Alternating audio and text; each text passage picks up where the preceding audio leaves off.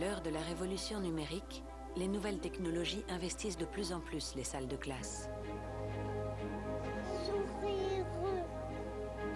Certains placent beaucoup d'espoir dans des logiciels d'apprentissage de la lecture pour améliorer le niveau des élèves. Tandis que d'autres s'inquiètent des dangers d'une surexposition des enfants aux écrans. Aux quatre coins de la planète, des enseignants et des chercheurs s'efforcent de construire une autre école, plus performante et moins inégalitaire, en s'appuyant sur l'innovation éducative, non seulement technologique, mais aussi pédagogique.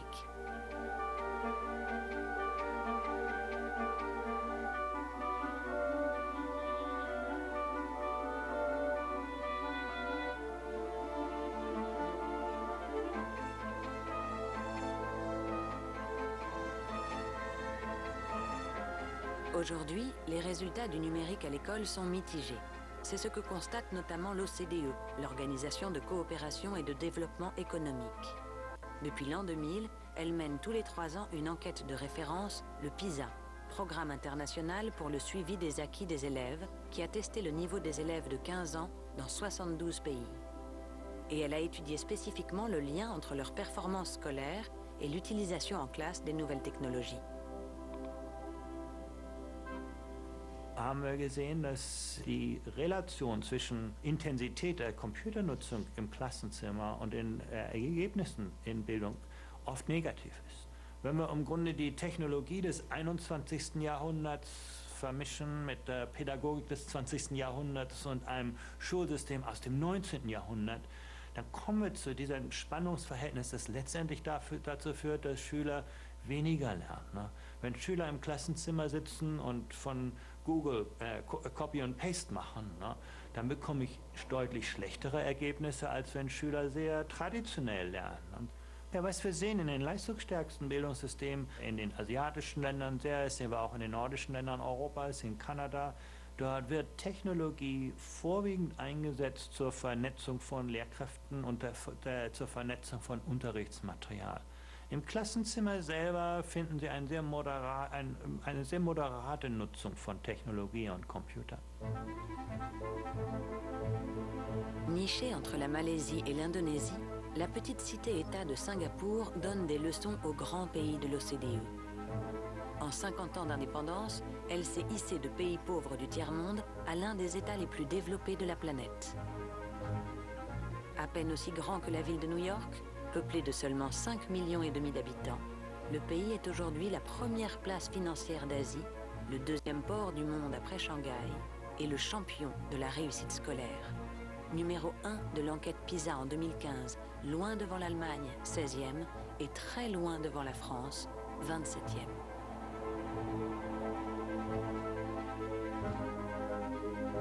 Les élèves singapouriens arrivent en tête du classement mondial dans toutes les matières testées, en sciences, en mathématiques et en lecture. Si on compare leur niveau avec la moyenne des pays de l'OCDE, ils ont 2 années de scolarité d'avance. Ici, les cours commencent très tôt le matin, à 7h30. L'école singapourienne est emblématique d'un certain modèle asiatique très traditionnel, basé sur le travail, l'effort et la discipline. School attention on national anthem.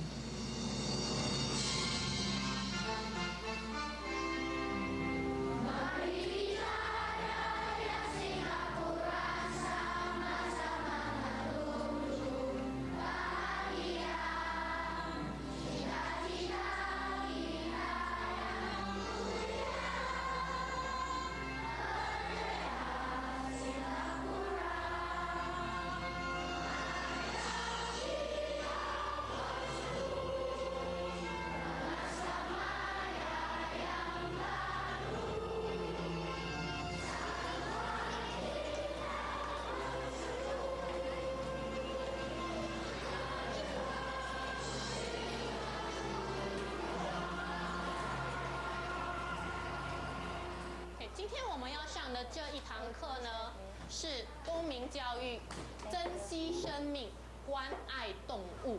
你会怎么照顾你的宠物？你就写哦，写华语。我不要看到你打英语啊。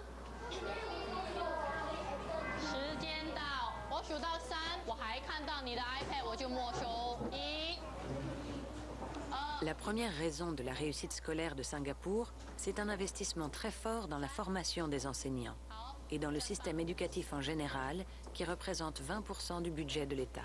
There's a strong sensibility, not only in the establishment, but in the popular imagination, that Singapore doesn't have a lot of natural resources to waste.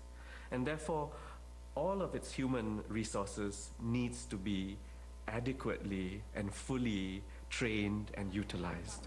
I would say, however, that an overly competitive system, as Singapore's system is often described, has created this sense that one had to succeed in what has become quite an unforgiving society.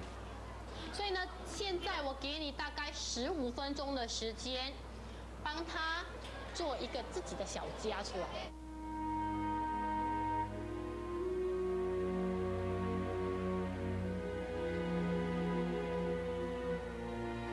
L'autre raison du succès de Singapour, c'est son grand pragmatisme. Le ministère de l'Éducation s'inspire de ce qui marche ailleurs dans le monde, des meilleures pratiques révélées par les grands pédagogues du XXe siècle. C'est ainsi qu'il a développé une méthode très efficace pour l'apprentissage des mathématiques qu'on appelle la méthode de Singapour et dont le docteur Yap est l'un des grands spécialistes. So without further ado, please put your hands together to welcome Dr. Yap. Clearly, the learning theory tells us that young children learn mathematics in a few ways. They always learn by doing. It is not an opinion. It is a theory of Jerome Bruner. They also learn by talking. It's impossible to shut children up when they're in a group of friends and enjoying themselves doing things. Again, it's not an opinion. It's a theory of Piaget. Piaget also said, don't rush them. Always walk with the child. Piaget talked about the idea of processing time, where students need time to accommodate difficult ideas. And that is why in this method, we always say, teach less, learn more.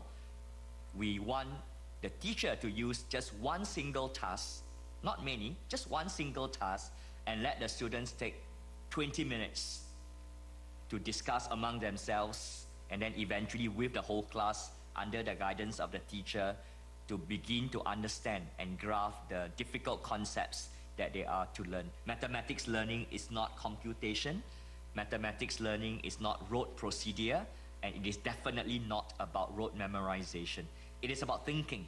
It is about problem solving. It is about figuring things out. And mindset about learners. Gone are the days where we believe that mathematics ability is genetic. It is not. It is not. We all know that now. Vu son efficacité, la méthode de Singapour est aujourd'hui utilisée dans une soixantaine d'autres pays, dont la France, où quelques 5000 classes l'ont déjà adoptée. Comme ici, en banlieue parisienne, à Saint-Denis, où une enseignante a fait le choix depuis 3 ans de pratiquer cette méthode. Elle repose sur un glissement progressif du concret à l'abstrait, avec au début une phase de manipulation d'objets. Si je te dis ce problème, de me le représenter avec les cubes, comment tu vas faire? Essaye d'enlever les 12 dans 21 avec les cubes. Je prends une barre de 10. On enlève une barre de 10. Je prends deux cubes. Mais pour l'instant, tu as combien de petits cubes? Et comment tu vas faire pour enlever un deuxième cube? On va transformer la barre de 10 contre 10 unités. Contre 10 unités. Donc on échange. Allez. Je me suis dit, comment arriver à faire en sorte que les élèves comprennent les mathématiques et dépasser en fait, aller au-delà. Pas seulement qu'ils soient dans la technique mathématique, donc poser des calculs et résoudre les calculs et allez c'est bon, c'est dans la boîte. Non, il fallait mettre du sens. En tout cas que l'élève se dise aujourd'hui, ben moi je ne vais pas dire ce que la maîtresse me dit, mais ça va venir de moi-même. Qu'est-ce que je peux raconter sur les mathématiques? L'addition et les fois, c'est pareil. Moi, je te donne plusieurs preuves. Comment je te donne une preuve? Vas-y, ouais. Le fois, c'est l'évolution de plus. Je pars. Voilà. En fait, le fois, c'est l'évolution de plus en fait. La division et la multiplication, c'est des contraires. C'est pas pareil. Contraire, ça veut dire c'est pas pareil, c'est ennemi. Donc on va faire l'addition parce qu'en fait, on nous dit combien Paul avait-il d'argent au départ. Donc 4 plus 6, ça me fait combien? 10. Donc est-ce que je peux garder 10 dans la colonne des unités? Bah non. Vas-y, Kalisa. La méthode de Singapour, je la trouve très bien. Ça m'aide à développer des capacités. Et plus tard, je crois que je vais réussir mes études. Maîtresse de mathématiques. Donc tu vas représenter avec les barres? Oui. Tout ce qui utilise les fondations dont dispose l'enfant va faciliter l'apprentissage pour l'enfant. Ce qui est particulièrement intelligent dans les méthodes qui marchent, comme la méthode de Singapour, c'est de s'appuyer sur le sens inné des nombres pour construire. Donc, ne pas prétendre que le nombre est un concept extraordinairement abstrait, mais le rattacher au contraire en permanence à des expériences concrètes. Et je crois en général que notre école sous-estime les capacités de l'enfant ou voudrait faire table rase, prétendre qu'il ne connaît rien et repartir de zéro. Ce n'est pas du tout comme ça que ça marche. Les enfants construisent à partir de leurs intuitions au préalable.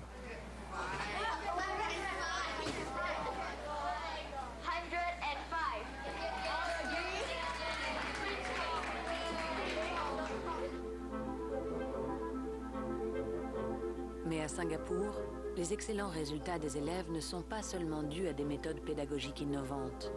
Ils s'expliquent aussi et peut-être surtout par les cours de soutien scolaire que suivent massivement les enfants après l'école.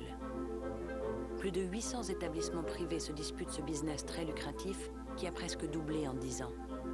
Aujourd'hui, 80% des élèves du primaire et 60% du secondaire suivent des cours particuliers contre 30% dans les années 90. Objectif, obtenir les meilleurs résultats possibles aux examens nationaux très compétitifs. En particulier l'examen de sortie de l'école primaire, le PSLE, qui détermine l'admission ou non de l'élève dans les écoles secondaires d'élite du pays, celles qui donnent accès aux meilleures universités. D'une certaine manière, tout se joue avant l'âge de 12 ans.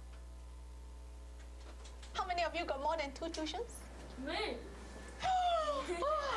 How many of you got 3 subject tuitions? Me. Oh, why do you come here? Because my parents asked us to. Okay. So if you have a choice, do you want to come for tuition? No. No. Are you sure? Yes. Because your parents just keep like, come on, do faster, do more work, do more work. Because this exam is like quite major because this exam will depend on which secondary school you go to. Then it depends on the future also. Yeah. I think the situation of tuition in Singapore is a worrying situation. It creates a vicious cycle because then the schools operate with the knowledge that their students in their classrooms have had this additional training. So what the schools then do is to push the difficulty levels even higher. Otherwise, the students who are receiving this additional lessons outside of school will feel bored in the classroom. So it creates this cycle of getting harder and harder and more challenging. Now, if everyone were in this position, okay, it's a problem at one level, but there's a further problem, which is not everyone gets or can afford extra tuition. So this creates then the basis for even more inequality.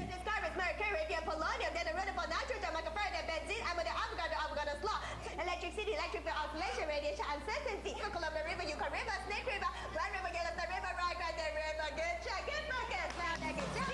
À Singapour, les familles aisées font suivre des cours de soutien à leurs enfants dès la maternelle. Certains centres privés, d'un genre très particulier, mettent à profit l'argument de la plasticité cérébrale pour proposer des cours de stimulation et d'enrichissement du cerveau dès l'âge de 6 mois.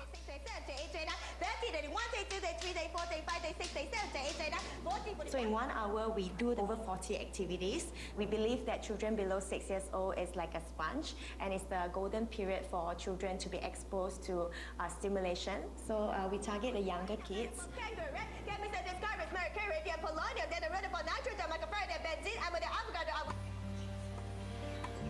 Les cours de soutien viennent s'ajouter au temps d'école et aux activités extrascolaires.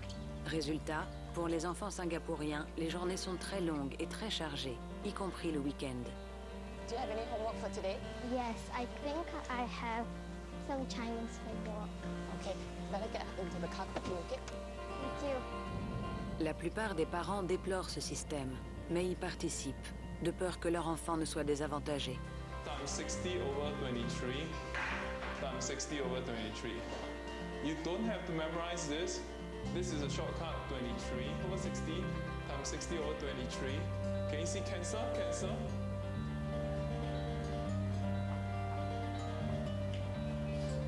Are you tired? Yes. Normally I come back to school about 6 to 7 p.m. I'm also very busy because besides school homework, you also get tuition homework. So I'm very tired. It's sometimes very hard for me to focus on what the teacher is saying, and sometimes I'm also quite busy sometimes that I'm not able to finish my homework on time. So I always have a lot of extra homework that has to be completed. It's very hard, and I wish I could get more leisure and sleep.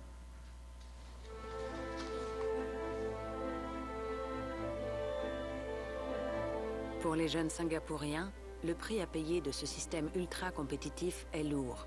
Manque de sommeil, difficultés attentionnelles et augmentation des idées noires qui conduisent parfois au pire.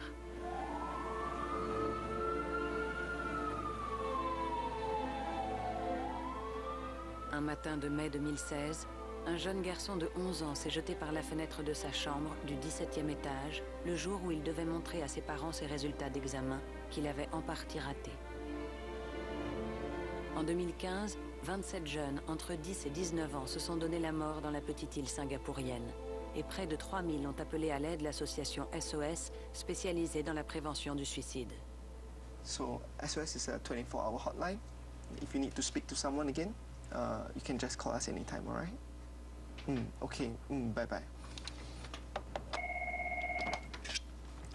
Hello, this is SOS.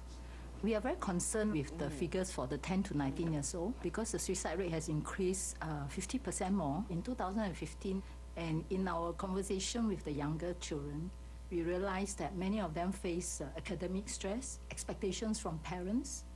I think education is important. I think that is something that we all agree upon. But I think we also have to move on because Singapore has developed ourselves so much over the last 50 years. We celebrated 50 last year. We have also to slow down a little bit and realize that sometimes we don't have to be as competitive. I have 2 boys. To me, they just have to be number 1 in my family.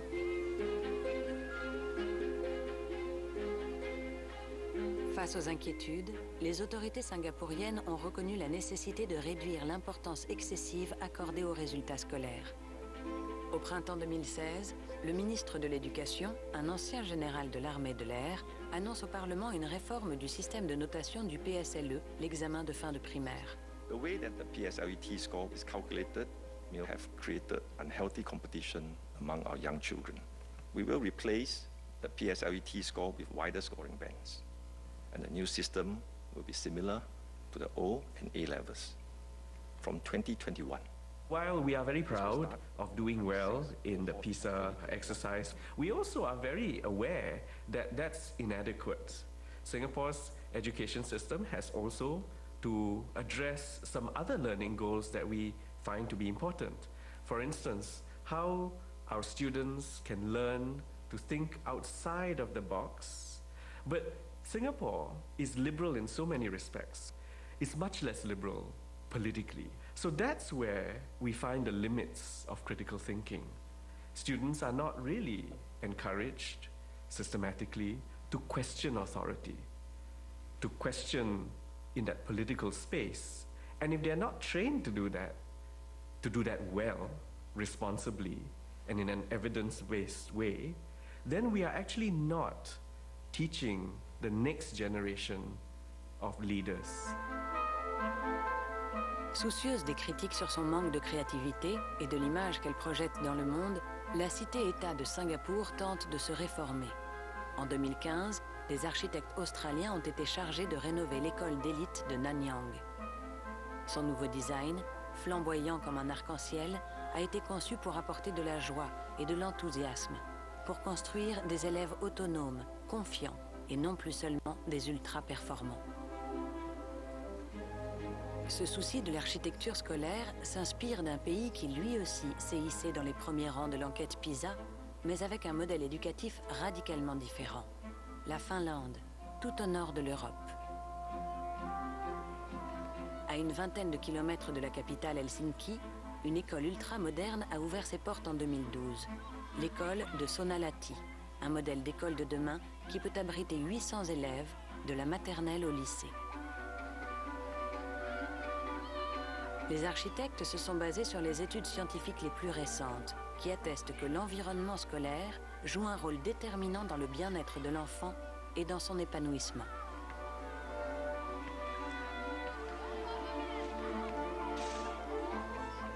Les temps de pause, fréquents ici, tout comme la qualité de l'air et de la lumière, ont un impact direct sur l'attention en classe des élèves.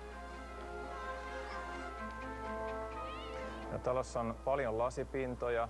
Tämä suuri lasiseinä avaa talon toiminnan tähän lähiympäristöön ja päästää luonnonvaloa sisään. Ja iso katos, joka tässä on rakennuksen eteläpuolella, niin se suojaa liialta luonnonvalolta kesäaikaan. Ja taas talvella, kun aurinko paistaa matalalta, se päästää luonnonvalon syvälle rakennukseen sisään.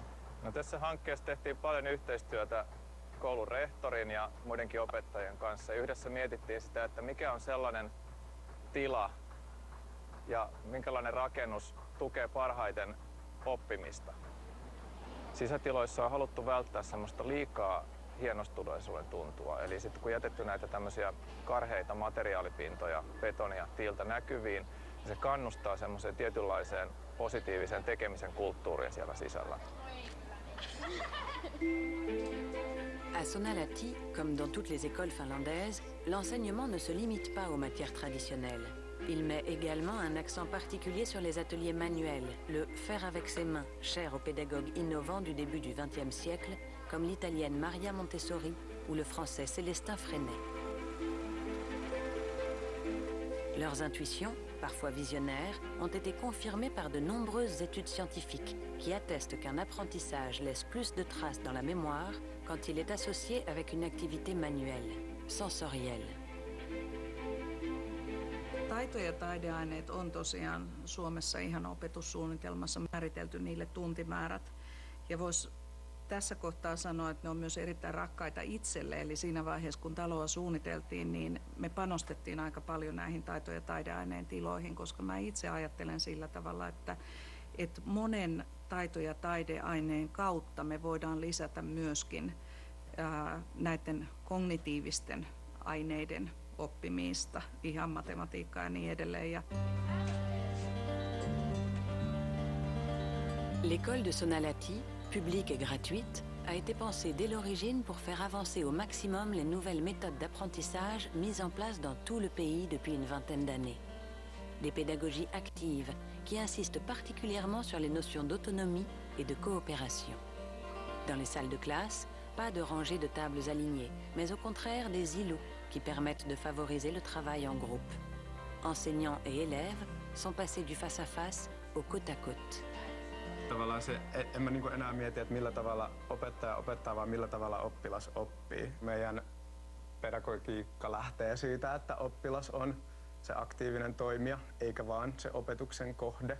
Koska jos me yritetään tehdä sillä tavalla, että me vaan kaadetaan sitä tietoa oppilaan päähän, niin mä en oikein usko, että se parhaalla tavalla jää sinne. Onpa sulla hieno hattu. 7B, kuuntele hetki.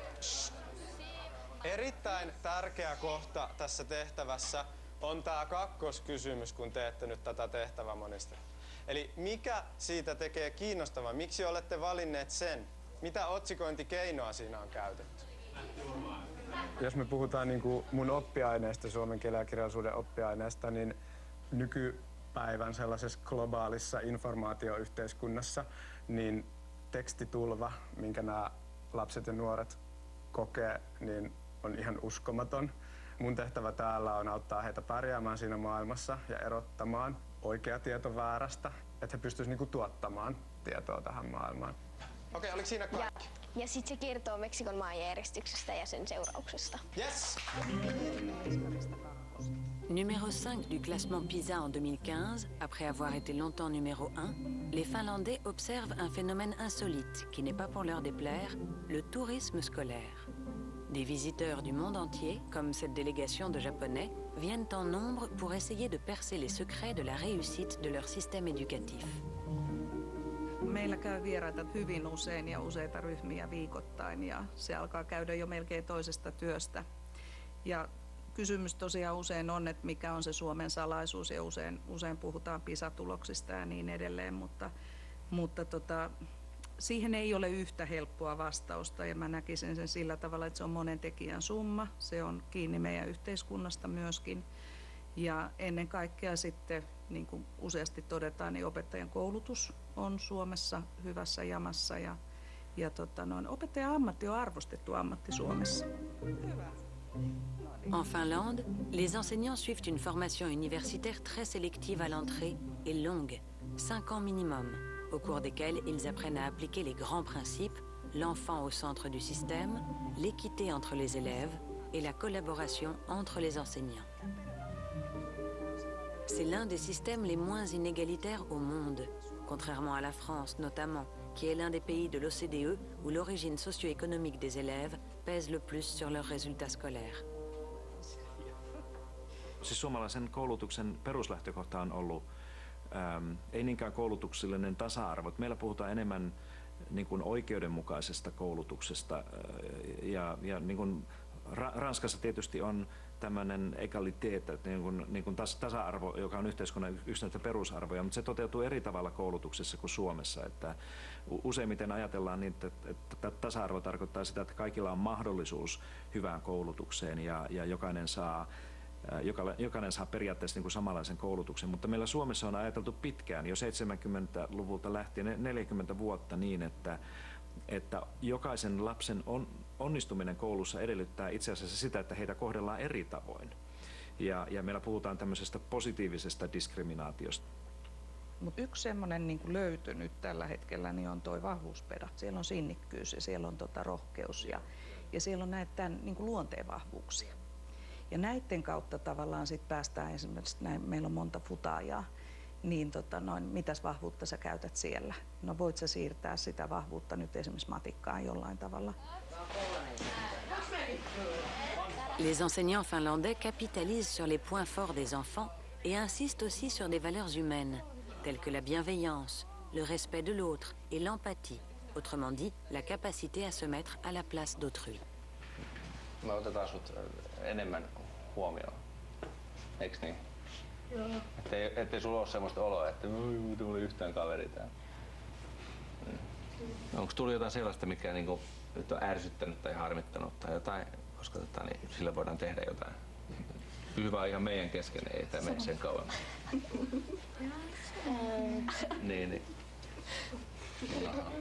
Ja meillä on 1 tunti, jota me kutsutaan nimellä Me-tunti, jossa paneudutaan ryhmän yhteistoimintaan ja siihen, että meillä olisi kaikilla hyvä. Toisen rooliin asettumisia ja draamaharjoitusten avulla niin me saadaan käsitystä siitä, että miltä toisesta tuntuisi, jos häntä kohdellaan näin, niin käännetään se toisinpäin, että miltä susta tuntuu, kun tässä draamaharjoituksessa tehtiin nyt näin.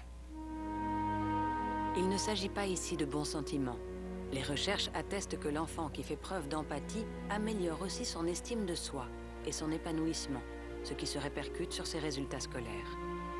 En 2002, une étude scientifique allemande montre ainsi que des élèves qui se portent volontaires pour aider les autres à faire leurs devoirs obtiennent de meilleures notes 2 ans plus tard que ceux qui n'ont travaillé que pour eux-mêmes.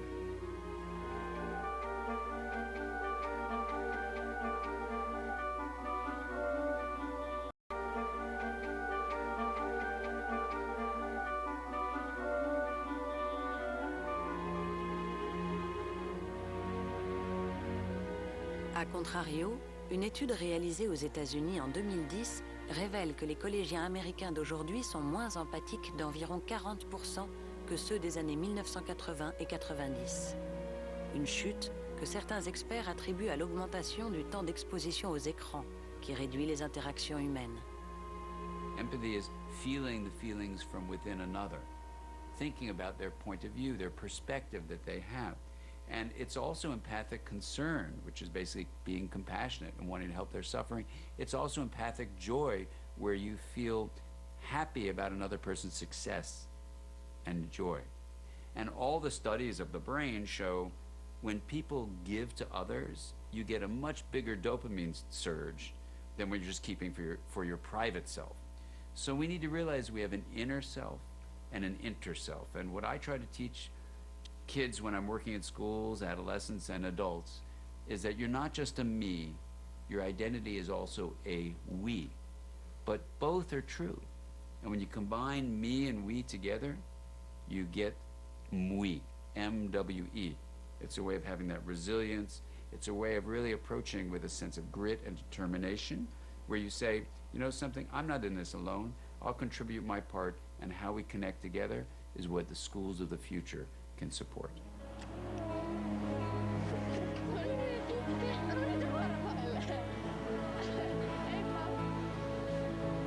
En Finlande, les journées d'école sont parmi les plus courtes au monde, de 4 à 6 heures par jour, 5 jours par semaine.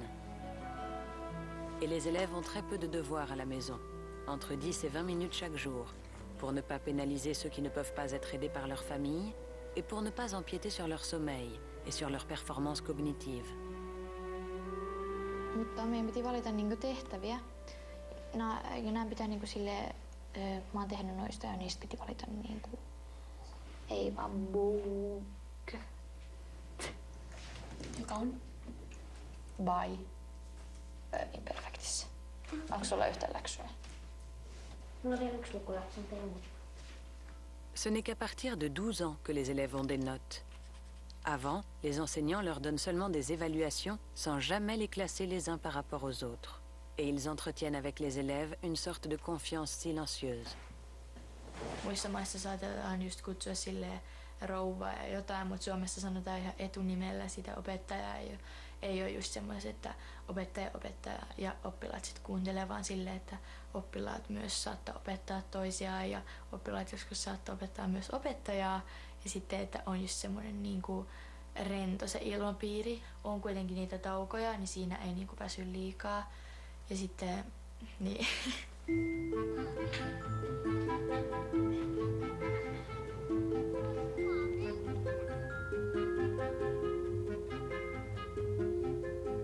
En Finlande, ils ont très peu d'heures de cours et pourtant ils réussissent très bien. Et peut-être que parce que tous ces temps en dehors de l'école, tous les temps de jeu libre, tous les temps où les enfants vont pouvoir grimper aux arbres, jouer dehors, jouer aux petits, je ne sais pas, des cache-cache, ce genre de choses, on sait aujourd'hui, la recherche le montre, que ça va grandement favoriser le développement des compétences exécutives. Donc offrir un environnement de qualité et permettre aux enfants de vivre à l'intérieur, de vivre librement, de se tromper, de se prendre des gamelles, de se relever, de se chamailler avec des copains, de ne pas réussir à résoudre un conflit, puis finalement d'y arriver avec l'aide de l'adulte. C'est ça dont ils ont besoin, c'est de vivre. Et nous, ce qu'on fait, c'est qu'on les empêche de vivre. On les met dans des écoles qui ressemblent à des prisons, franchement, il faut bien le dire, et qui sont toutes grises avec les seules couleurs qui ressortent de l'école, c'est le petit drapeau couleur jaunie, le drapeau français. Non mais on essaie de faire émerger l'intelligence là où on s'entête à abîmer la vie.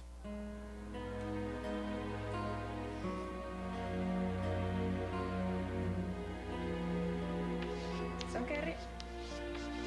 Eiks niin? Ja sitten ilma vapautuu.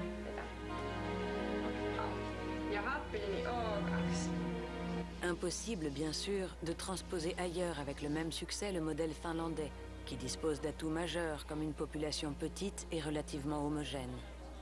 Mais il peut être une source d'inspiration pour de vieux systèmes élitistes, qui restent trop souvent enfermés dans leur mission première de classer, trier, et qui paraissent inadaptés au monde de demain.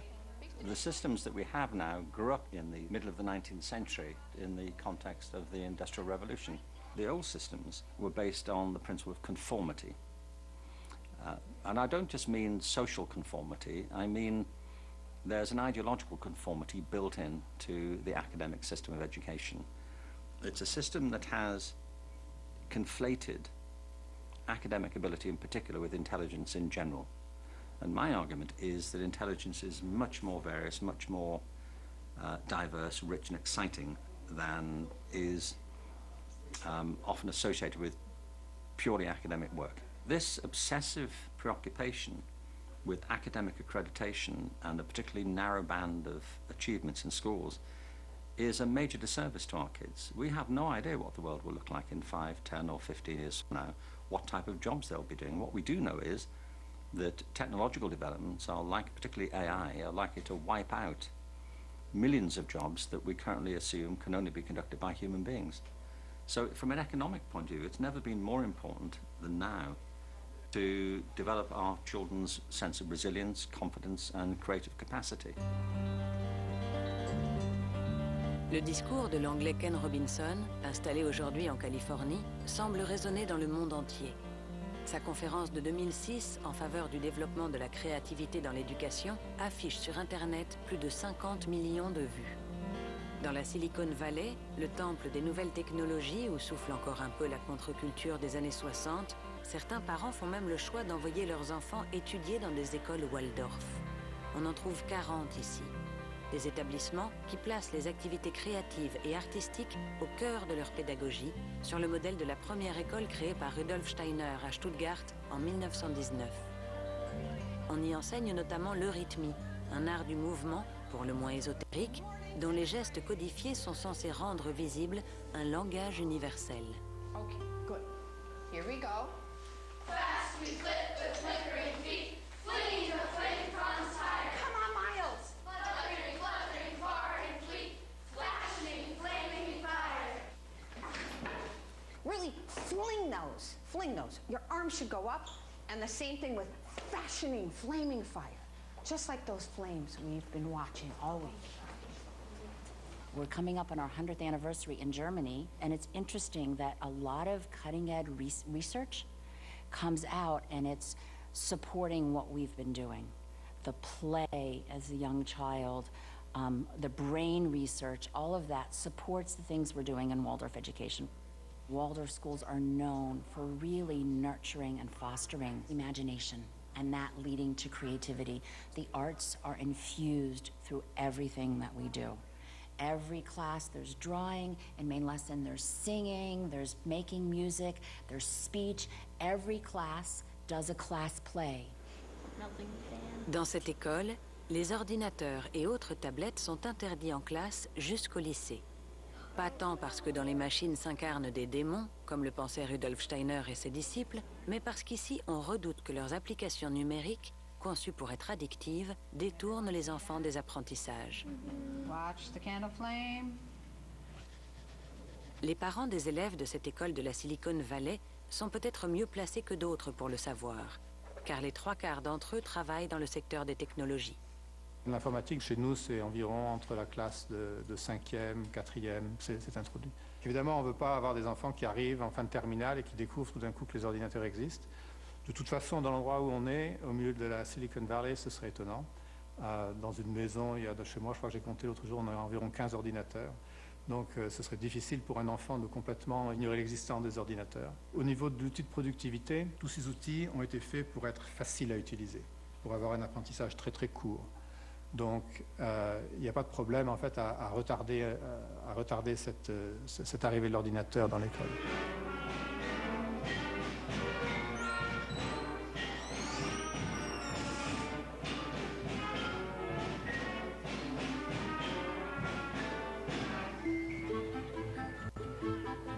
La créativité est l'un des défis majeurs pour l'école de demain.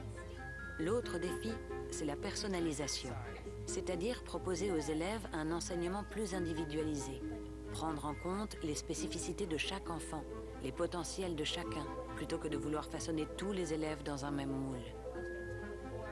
Some kids go through the system and think they're not very smart because they're not particularly good at the things that schools ask of them. I think what we might be moving towards is some form of mass customization. When I was at school, if you bought a car, you only had one question to answer, which is, do you want it or not? And now, you can customize pretty much everything to your own taste and interests. We're seeing it, say, through the growth of understanding of genetics in healthcare and the refinement of pharmaceuticals. Education seems to be kind of last frontier here, where we are having problems accepting the principles of mass customization. But every parent knows that their child is different from every other child they ever met. And education has to be as customized to individuality, I think, as families customize their attitudes to their own children. Comment mieux personnaliser l'enseignement, sans pour autant créer une école à plusieurs niveaux qui empêche les plus faibles de progresser? En Californie, les géants et autres startups du numérique se sont emparés de la question et flairent un immense marché. En 2013, un ancien cadre de Google a ainsi créé à San Francisco la Alt School, un réseau de micro-écoles ultra-technologiques qui accueille des enfants de 4 à 14 ans et qui leur promet un enseignement sur mesure. Ici, une équipe de 60 enseignants et 60 ingénieurs est chargée de mettre au point des outils technologiques permettant de personnaliser les parcours scolaires.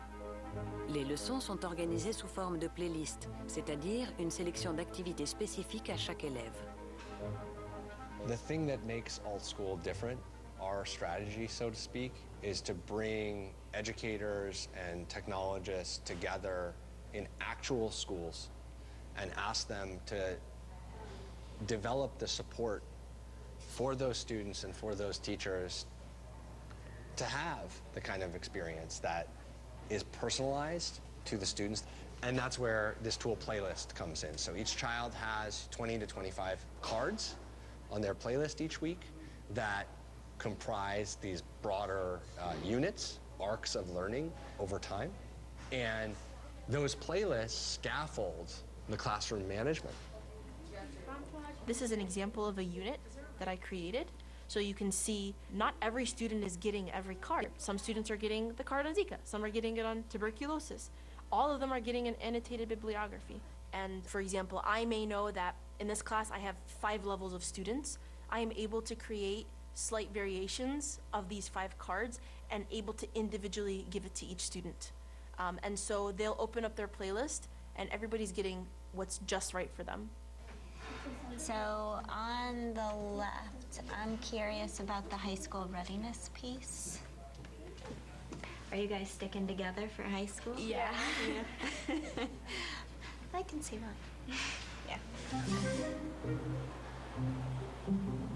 En 2016, plusieurs parents déçus ont retiré leurs enfants de cette école, considérant qu'ils étaient traités comme des cobayes ou que le résultat n'était pas à la hauteur des frais de scolarité, environ $30 000 annuels par enfant. D'autres parents, au contraire, semblent ravis, notamment parce qu'avec les 175 millions de dollars qu'elle a levés, la start-up Alt School a pu recruter des enseignants de grande qualité et constituer des classes de petite taille.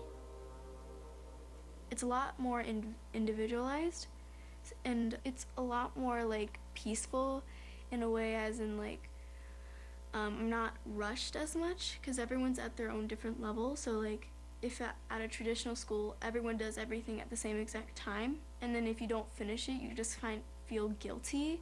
But then here it's not as much. You don't feel really guilty. You feel like, oh, I really need to get that done, but I'm not really too scared about it. Like it's not going to change my life forever. Because I used to feel like that, but now I don't.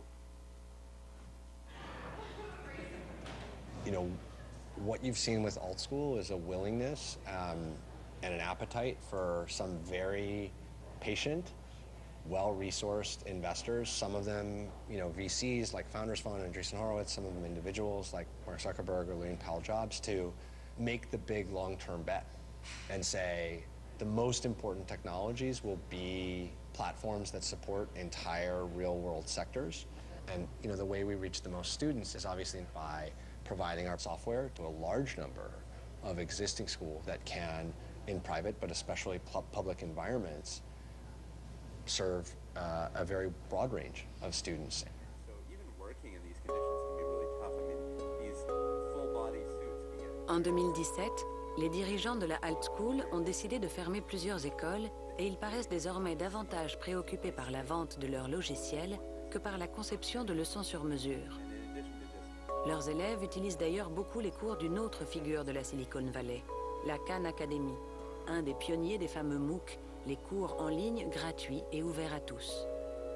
Fondée en 2006, cette plateforme de e-learning, qui propose des vidéos pédagogiques et des exercices, revendique 15 millions d'utilisateurs enregistrés dans le monde. En 2012, certains prédisaient que les MOOC allaient révolutionner le monde de l'éducation, et son PDG, Salman Khan, faisait la une du magazine Forbes. My original background was in math and in technology, but at this point, after business school, I found myself working as an analyst at an investment fund. And I had just gotten married, some family was visiting me, and it came out of conversation that my cousin, Nadia, who was 12 years old, was having trouble in math. And so I offered to tutor her remotely. She was in New Orleans, I was in Boston. She agreed. Then over the next 2 years or so, word gets around the family that free tutoring is going on. And I find myself working with 10, 15 cousins, family, friends all over the country. And then it started to become clear that people who weren't my cousins were watching these videos. I got a lot of thank yous and things like that. So I quit my job, set up this thing, which became called Khan Academy, as a not-for-profit, as a charity. And so we got our first significant support from Ann and John Doerr, the Gates Foundation, Google, to become a real organization. And you know, our mission is a free world-class education for anyone, anywhere. And what we think that means is that in 10 years, anyone on the planet should be able to, at whatever level they're at, it could be a preschool level, find a low-cost device and self-educate themselves to whatever level they need to. It's a kind of a exhaustive library of things. Just in English, we have 5,000 video lessons, and we go well beyond math. We go into the sciences and into the humanities as well. Aujourd'hui, pourtant, la révolution des MOOC n'a pas eu lieu, car le taux d'abandon est énorme. En général, plus de 90% des inscrits ne vont pas jusqu'au bout. Les élèves apprécient le virtuel, mais ils se sentent isolés et préfèrent de loin le présentiel, l'interaction humaine avec un professeur en chair et en os. La Khan Academy a d'ailleurs créé en 2014 une vraie école. D'autres ont dépassé le concept en réintégrant la présence de l'enseignant et en inventant la méthode dite de la classe inversée, qui est de plus en plus populaire dans le monde.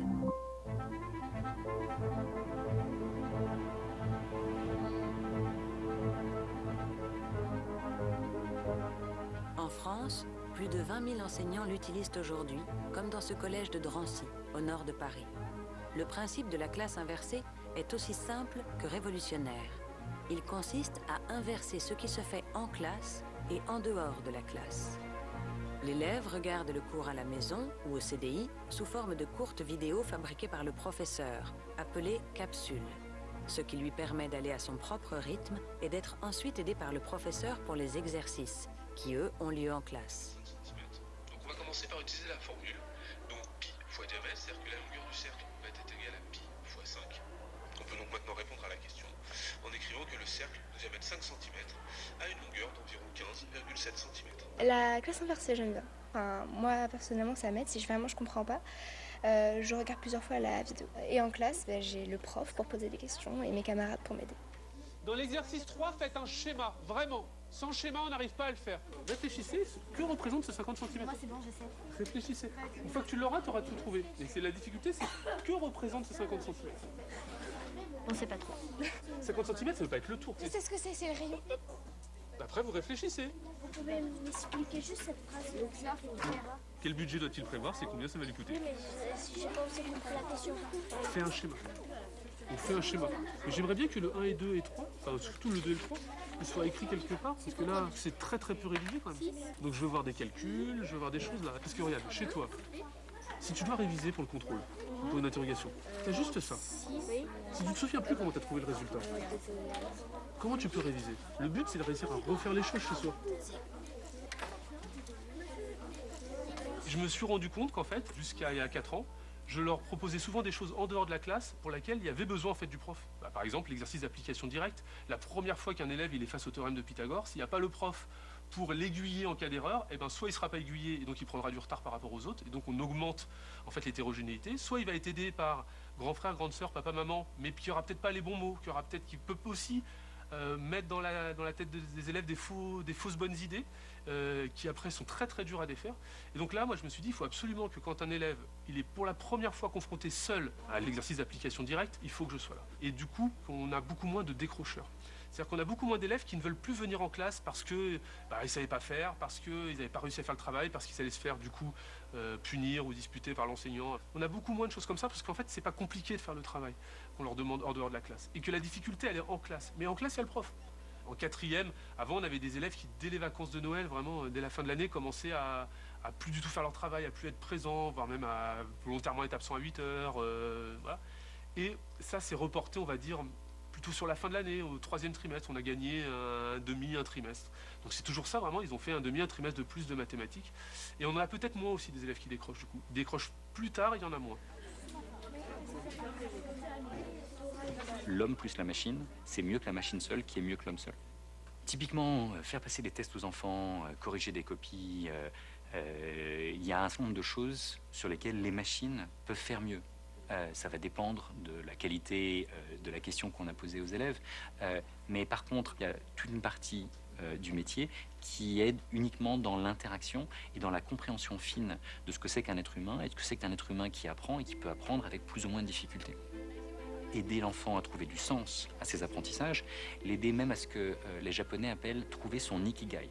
C'est-à-dire faire des choses qui nous correspondent vraiment et qui nous aideront vraiment à avoir un impact sur le monde dont on sera fier. Donc on peut avoir des logiciels ou des robots éducatifs, mais ils ne vont pas remplacer les enseignants.